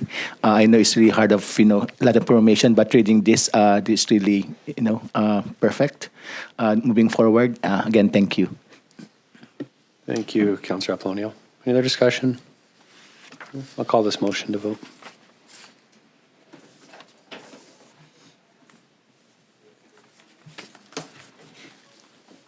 Vote is closed. It's carried. Next, 11, Mayor's Business. 11.1, Mayor's Updates. So I guess I just want to start off with the International Sport Event of the Year Award. So the City of Dawson Creek was recognized for a few awards, but we were awarded the 2026 Sport Tourism Canada's prestigious event finalist for the International Sport Event of the Year for the 2025 Para Cup that was hosted in Dawson Creek. So just a huge recognition for the city of Dawson Creek, but for the region as a whole.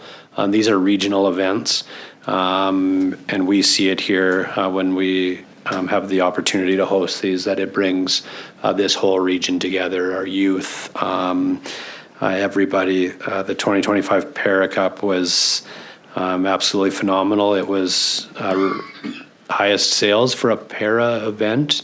I know talking to the athletes when they were here, like they were just blown away at the attendance, and there was a couple days where there was over 2,000 students in there. So from all the school districts around, School District 59 and 60, and the private schools as well. So, and homeschooled students as well. So it was just phenomenal. To me, that's the biggest win out of these, is when we get to see our youth in there with the athletes, and how they are inspired. And that's kind of the legacy that it leaves for them. But this doesn't happen without the region coming together, without the city team, Ryan and your team, with Kim, the chair organizer, and her group, the volunteers, the businesses, the community as a whole, the event center staff. They all work together to really showcase these events in our region. And it's phenomenal. This is the second one that this council's got to be part of, and it's definitely one of those things that's up there on the top highlights of this council's time and role here. And we just get to go there and appreciate it and see the wins, but we don't always get to see the hard work that goes in behind the scenes. And I just can't thank everybody enough I know that they're the long hours, and Ryan continues to surprise me how he's got more time to give in his day. But it didn't surprise me, that facility, because I've known him over the years and down there. But and then that whole team down there and the volunteers. I know I mentioned it all, but it's just it really is phenomenal. And for me, and I believe I speak for council, the end win is that you get to see those youth in there, 2,000 youth in there. We had Rotary Manor in there. We had, because of the nature of, this one and being a para event, you had other youth that have disabilities around this region, that the legacy that left with them, and that they were toured into these dressing rooms with professional athletes. They got to hear those athletes, stories and what they've had to overcome to get to where they are today. It's pretty heartwarming at every level. And so this award will be, I guess the other person, I probably missed some, but the other one is Hockey Canada. The relationship that we have with Hockey Canada and have had for 15 plus years is it's amazing, and it's wonderful that it's continuing to go and build, and we look forward to to the future relationship with them as well. But so this is the award that was presented to Ryan, Chelsey, and the team, and this is an award for our community and for our region and for all of those that put the effort in. This is it's a big award for the city of Dawson Creek, for this region and what it can bring for the future in the community and the event center. So I just if I did miss anybody or anything, it is a real, true, sincere thank you to everybody that helps and contributes to these events, because it's not a small a small process to pull that off. So thank you. I'll just set that there for now. Unless you want to come jump and hold it up and down and run around the room. Okay, congratulations and thank you. Regional Crown Councils. So when we were at UBCM, we met with the Attorney General and Minister of Public Safety, and we were just talking about the overall struggles and wins we've seen in that department in the city of Dawson Creek. So there is a recommendation there that she would set up for us to meet with the Regional Crown Council management team. So they came up here. Kevin and I met with them. It was a great conversation. They plan on coming up at least 2, maybe 3 times a year and meeting with us. So council's always invited to those. It was it was a great meeting. It was really very educational and understanding. They also did provide an annual report, which we have copies of that. So if anybody on council wants to see it, or it's a public document, you can look at that as well. But we have those here if anybody wants to look at it. The CreekCon Fan Expo, Councillor Earl touched on this. I wanted to give a shout out to KPAC, to Emma and Rhett, who organized it and helped host part of it. Very new for me, CreekCon, but it was, you look surprised. No, Yeah? no, I figured you were a wily old veteran of the expo. But it was phenomenal. It was phenomenal to be part of. I was asked to come there and judge, and I didn't really know what I was getting into. I haven't been exposed to this, so it was well attended.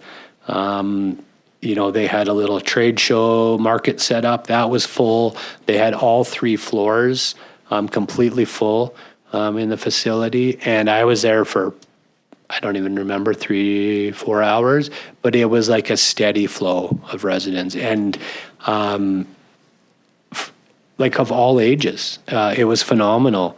And then you get to judge this and see our community that is very passionate about this, coming in costumes and dressed up, and to hear their stories. And it was very inspiring to see.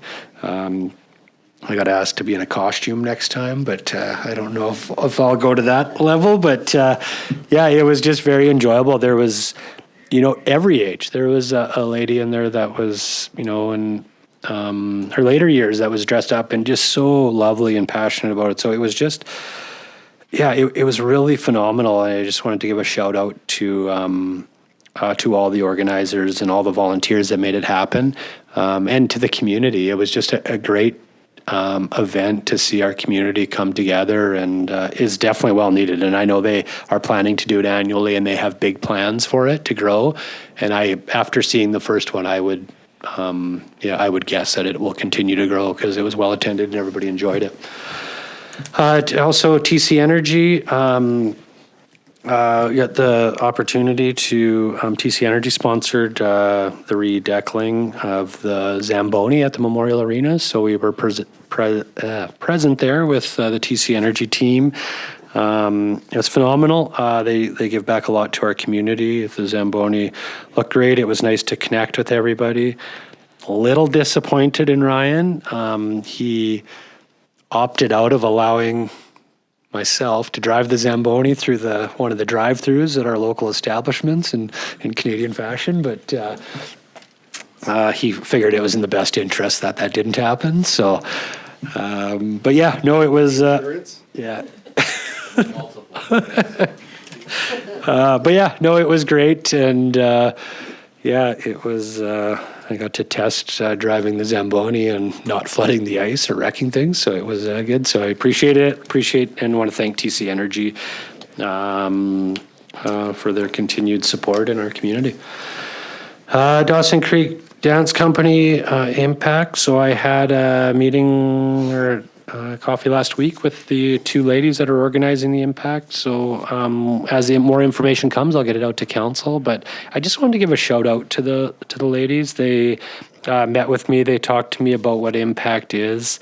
So it's a dance performance that they're doing here, like a show that they're bringing to the community, which is not generally, it's not like a dance performance. It's an actual show with a theme and story, and it's about struggles and mental health that we face in the world we live in today, and how to come over those adversities. So it was very inspirational to see.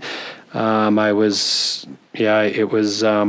really look forward to the event. I believe it was May 7th to the 9th. But all the details aren't out yet, and the tickets aren't out yet. But I will make sure that council at the minimum gets that, and we'll share it how we can. Dawson Creek Sportsman Club 46th Annual Sportsman Show was this weekend. I don't know the numbers from it, but I do know one thing. I was talking to Brenda, who is one of, I believe she's the president of the Sportsman Club, but if not, she's been there for as long as I've known her, and she's given back so much to that organization and this event and multiple other events. But I just wanted to thank her, thank all the organizers that bring this to our community. It has to be close to one of the biggest sportsman shows in Western Canada. It is large, and I know it definitely is in the Peace region. This was their biggest year that they've ever had as far as vendors. So the facility was jammed full. The ice rink floor was full. The upstairs was full. Co-op Mercer Hall, for the first time, had vendors in it, and it was full. The foyer downstairs was full. Just a phenomenal event. And I went Saturday morning. The parking lot was as busy as it could be. It was hard to find parking, but just great to see. Just a huge shout out to them for bringing it to the community, and that, and then Craft Hockeyville. So I wanted to touch a little bit on this. Our neighbors in Tumbler Ridge are the finalists for Craft Hockeyville. So I wanted to I don't know how I could go about this, but I wanted to put maybe a motion out there that we, to Premier Eby and all the municipalities in our region in BC, that we challenge them to support and help Tumbler Ridge in this moving forward, so that they can be successful. So I guess, can I make that motion right now, or what is the best case? So I'll make that motion that we send a letter out to Premier Eby and other municipalities in our region for sure, but also throughout BC, that we get behind the District of Tumbler Ridge and we support them in their request for Craft Hockeyville. Second, Councillor Sudnick. I think it's just an important thing. It's a huge thing for our region. You know, part of this, I think one of the other finalists is from our neighboring provinces, and the Premier there as well as moving forward and supporting in Alberta. So I just felt like it was a good thing for us to push forward and to get the support of our province behind helping Tumbler Ridge succeed in this. So yeah, so thank you. Any discussion on that motion? Well, I'll call that to vote.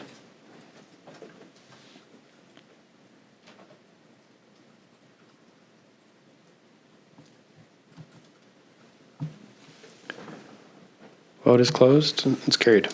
Any questions on any of the updates? No? All right. Next, 11.2, we have the delegation request from the Society for Community Empowerment and Advocacy. So there was an ask really for some funding to contribute to hosting this, and then also for myself to attend. I'm not available, so I believe the acting mayor is Councillor Parslow, so I won't commit him to it while I'm not here, but once I'll reach out and make sure to see if he's available, and if not, I'll put it out to council. But if there is a councillor here that is interested and available to attend, you could let me know right now. But yeah, so I don't know if somebody would like to. Is this something that could come out of ECDev if we chose to?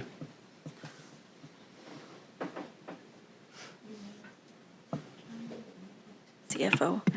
Through your worship, on the question for economic development, I would look to our chief financial officer to confirm that funds to support this event could come out of that. Okay. Go ahead, So through your worship, I can answer and let you know where the budget sits, and then I think that's a decision of council if you determine that there's an economic development activity related to the event. But the budget that this comes out of is 28,000, and so far 5,800 has been spent, so 20% of the budget. Okay.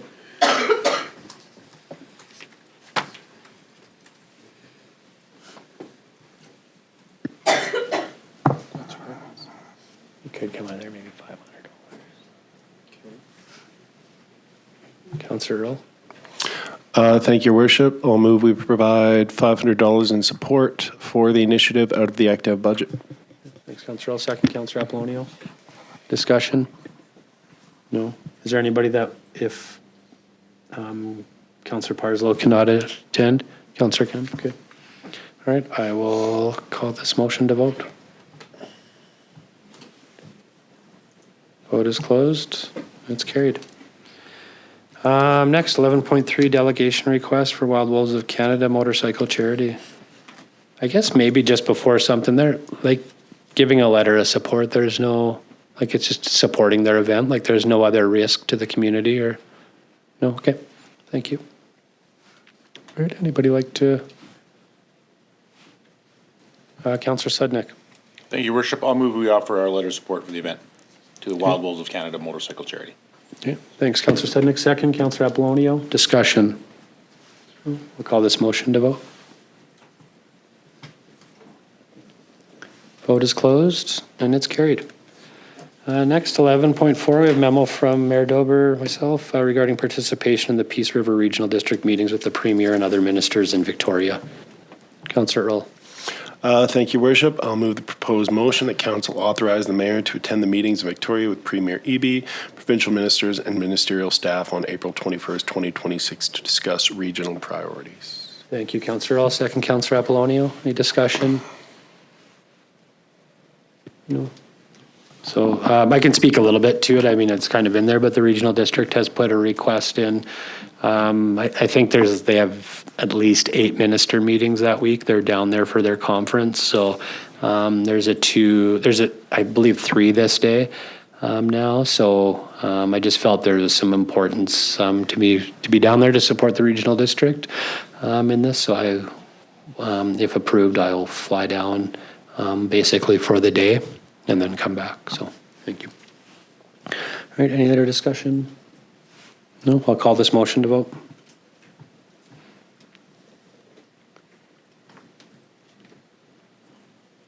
Vote is closed and it's carried.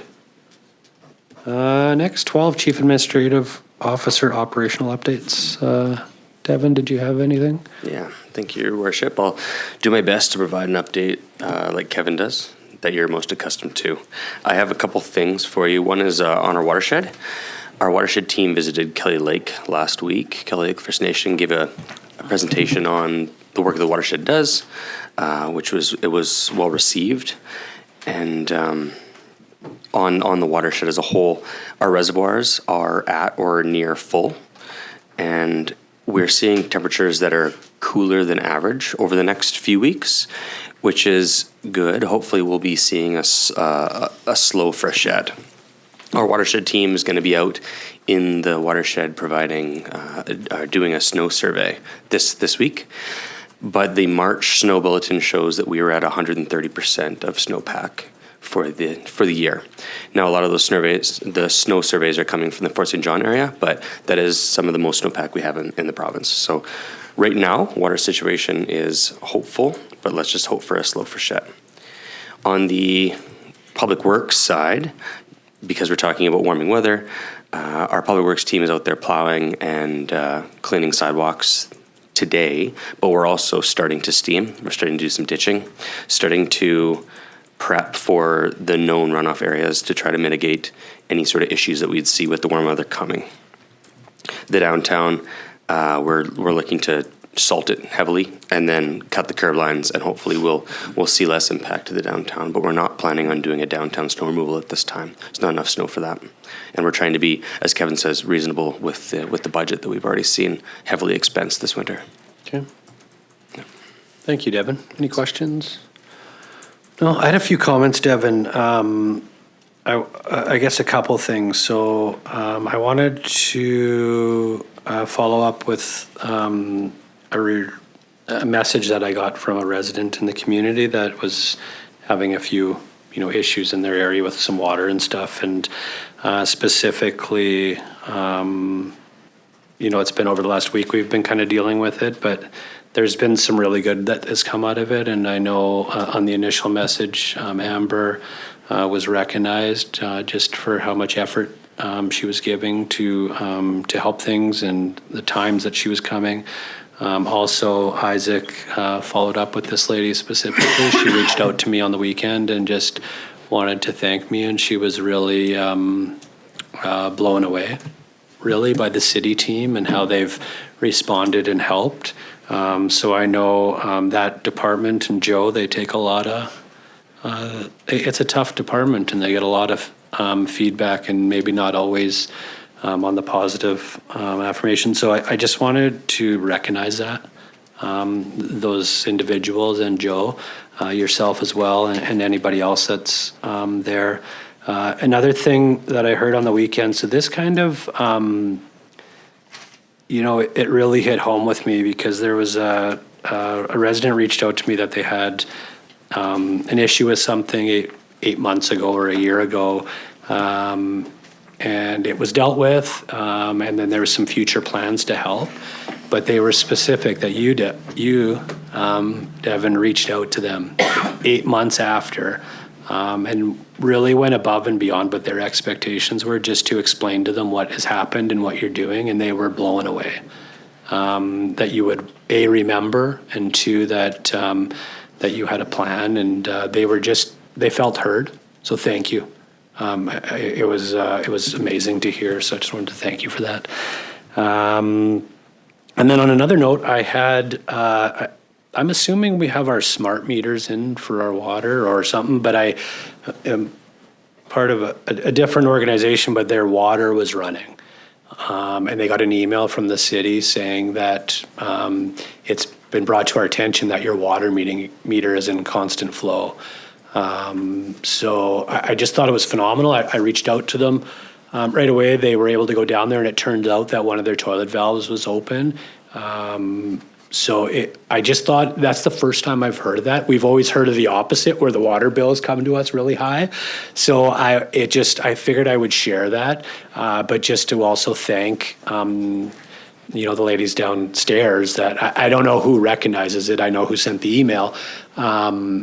But yeah, I thought it was great. One, for our water conservation, but two, also to save that organization some money, because it was a Friday night at 5 o'clock. So it would have ran all weekend. So thank you. I can speak to the meters. We have water meters on every service connection in town. Yeah. And they go to a cloud-based system, which has an algorithm that will ping us when things like that happen. And that is part of our automated network system that we've created with the radios. So while we still have a handful of manual reads we have to do, a lot of them, while we can't see constant flow regularly, that's something that we have to enable, things like that. This is exactly why we have this system in place. Yeah, good job. Saving houses, to be honest. Yeah, absolutely. Yeah. So yeah, good job. So thank you for all of that. Anything in the diary? Consent calendar? Anybody want to lift anything? I don't know if I need to lift one. I just wanted to speak briefly to item 2 from the Mayor of City of Abbotsford, just about the UBCM resolution. I think there's some knowledge in there that we should understand going into UBCM, but the request was for us to support this at their local government association, which we're not part of. So that's why that's in the consent calendar versus where we've seen the other ones in correspondence. But anybody want to lift anything? All right. Motion to accept the consent calendar. Councillor Kemp, second. Councillor Sudnick. Call that to vote. Vote is closed. That's carried. Media questions. No media here. 16 recess to close. There's no closed. 17 will adjourn the regular meeting of council. Call the committee of the whole meeting for Monday, March 30th, 2026 to order. 2, there's no delegations. 3, adoption of the minutes. 3.1, minutes of the committee of the whole meeting held on February 23rd, 2026 for adoption. Councillor Sudnick, Councillor Kemp. I'll call that to vote.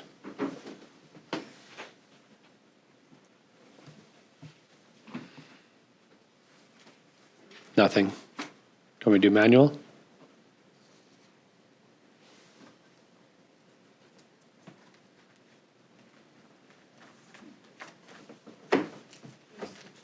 Okay, no, we'll just do manual. All in favor? Opposed?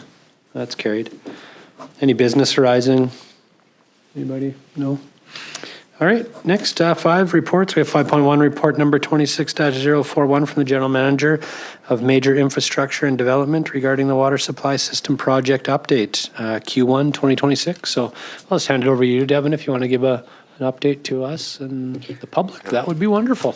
Yeah, thank you, Your Worship. So this update, there was a request last meeting for this update, and I apologize. I was actually planning on having this to that meeting, but it worked out. We had a significant amount of project work in the last couple of weeks since your last council meeting.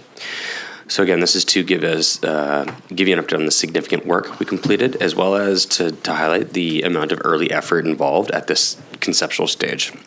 There are many possible options, and we're working through exploring all of them right now so we can narrow down to a final long-term solution.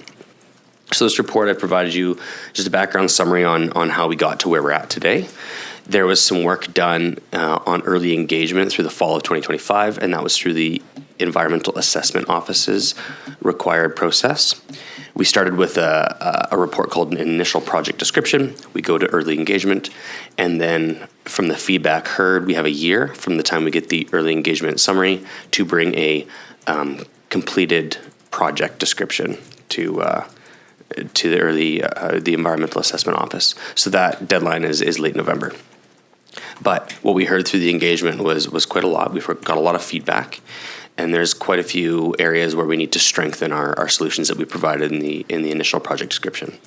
So we're going back to start, in a way, reverse engineering some of the solutions that we proposed that we didn't have fully fleshed out.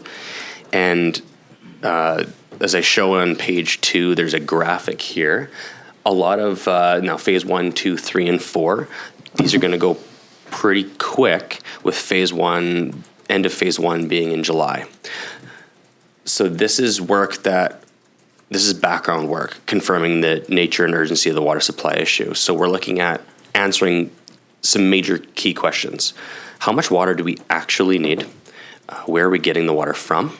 How are we getting it to the community? And then the final question that we're going to start answering in phase 2, which would be, how do we fund and govern such a system? I provided in this update some progress since the last time. The last time you were updated would have been in probably December, I believe. We talked about putting together a project team. Since then, we've put together a stronger consultant team. We have a couple consultants working with us that have experience in all aspects of large mega projects like this, from the social planning aspect and the stakeholder and Indigenous government engagement, all the way through to actual pipeline planning, site routing, the technical details, water treatment, water chemistry, all of those things. There's a significant amount of work that is involved, including regulatory.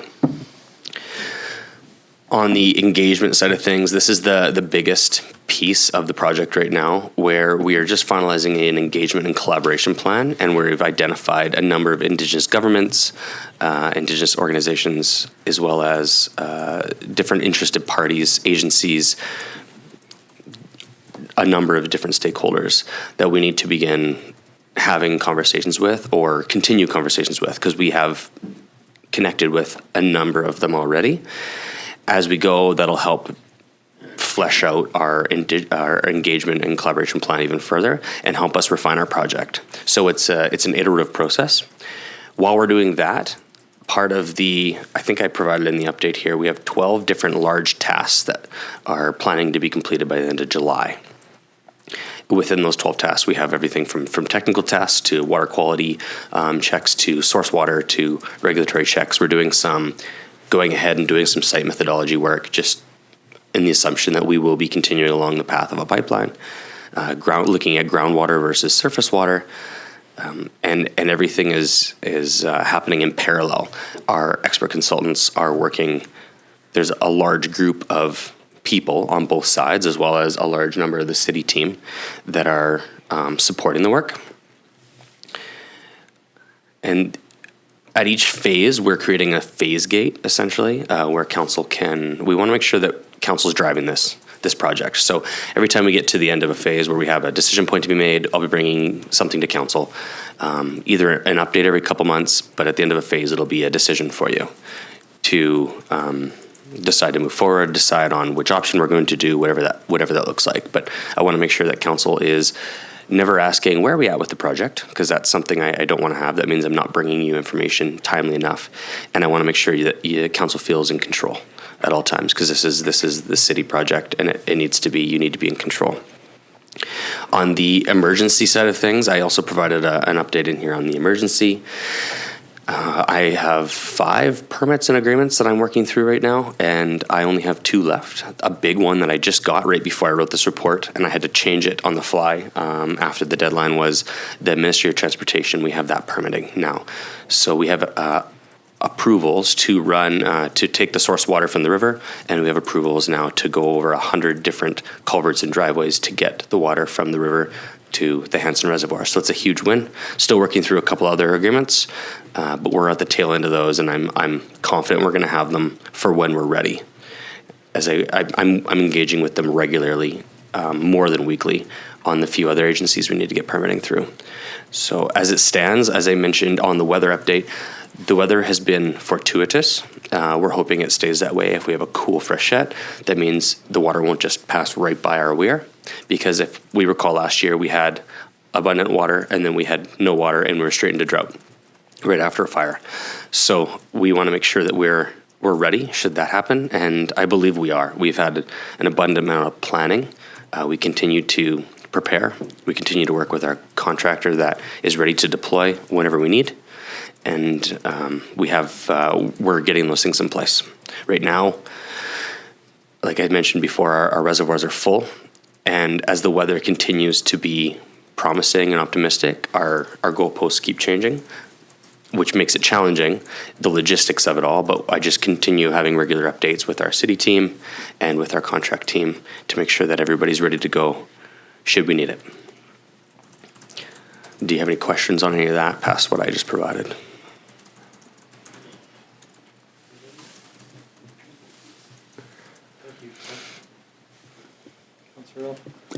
Thank you, Worship, and thank you for the update. I think one of the challenges for us in communicating this to the public is making the distinction between the short-term emergent situation and the long-term plan for dealing with it, and how that's kind of conflated into the same thing in some people's minds. And then when they hear, we're no longer in a state of emergency, we still have to go out and sell to the public that, no, this is very much still an issue we need to contend with over the long term. So thank you to you and your team. I know, I guess one note is, obviously this project is beyond the scope of what we would normally ever do as a municipality, and you guys have had to learn a lot on the fly with respect to dealing with various other levels of government and the engagement piece. I guess, and it might be something when this project is run its course, and irrespective of where we land, I think, or I hope, you guys are keeping notes of what doesn't work well in the process with respect to not just what we could do better, but with respect to our engagement with the province. Because I think, the learnings, because we hear from business owners and industry throughout the region about what a heavy lift it is and what a bureaucratic nightmare it can sometimes be getting anything done in the region, and the economic challenges it creates as a result of that. So I think that we might as well, in addition to hopefully coming out of this with a functional long-term water solution that we can afford, informing our advocacy to the province with respect to what potentially needs to change on their end when they engage with people who are trying to build capital infrastructure in the region. Because I'm sure a lot of it's necessary, and once you get into it, you realize, okay, this is why it is. But I also get a sense that maybe there are some things we could use to inform our advocacy when we go to UBCM, in order to hopefully streamline some of this, so we're not, because you look at what the cost just to do the preliminary work is to us as a municipality, and what that tells me is that you have to be a firm of pretty substantial size to absorb those costs up front to get anything done, and what kind of impact that's having on the ability of people here to invest and innovate and things like that. So just kind of a long-term, big picture thing that I hope we're keeping in mind as we work our way through this process. Thanks, Councillor Earl. Any other discussion? No? All right. All right. It let me off easy today. Yeah, well, thank you, Devin. Thanks for all the effort, too. Absolutely. I definitely can share the same things Councillor Earl said, but there's a lot of work that has went into this and behind the scenes, and I get to see it every day how much you're working on it. So, and everybody. So thank you. All right, nothing else. I'll adjourn the committee of the whole meeting. Do we need a motion to adjourn? Councillor Kemp, second. Councillor Apollonio, call that to vote. Oh, yeah. All in favor? Opposed? It's carried. I caught you weren't opposed. You were in favor. Thank you, everyone.